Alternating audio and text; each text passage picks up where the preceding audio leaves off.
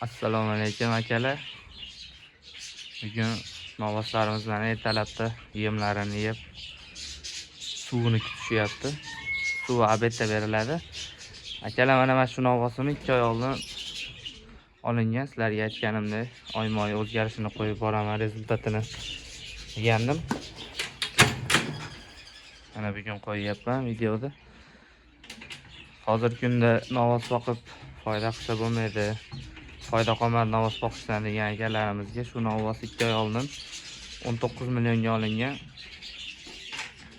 Hozirgi kunda men o'zim chamalashim bo'yicha 22 million, 23 million chamalayapman shu novvosini. Sotish niyatim yo'q. Buni boqamiz. 22 million, 23 millionga sotilgan taqdirda ham shu novvos bozorda 2 oyda 4 million tashayapti shu novvos. O'zgarishlari yaxshi.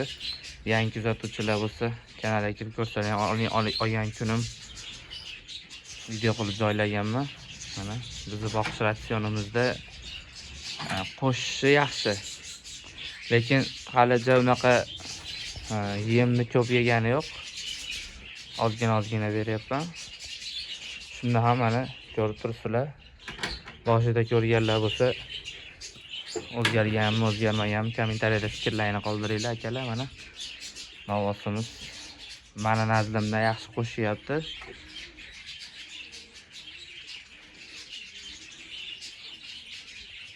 Videoda oxirigacha ko'rib turinglar akalar. Mana hozir katta novvosimni ham ko'rsataman. Mana katta novvosim. Buni ham nasib qilsa shu oyda oxiriga sotaman. Sotishni rejalashtiryapman.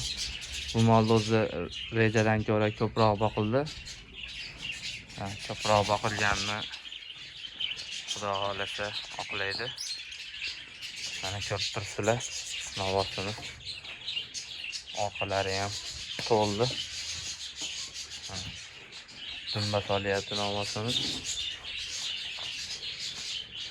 2 yosh bo'lib qoldi yoshi buni akalar. Men olganimga 1 yil bo'ldi. Ko'rib turibsizlar novvosni.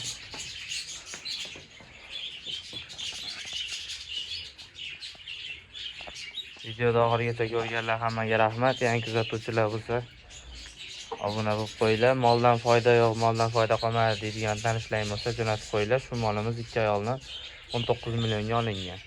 Hozirgi kundagi, hozir bozorga qaraganda, meni o'zim hisobimda shu mol 22 million, 23 millionga sotiladi bozorda.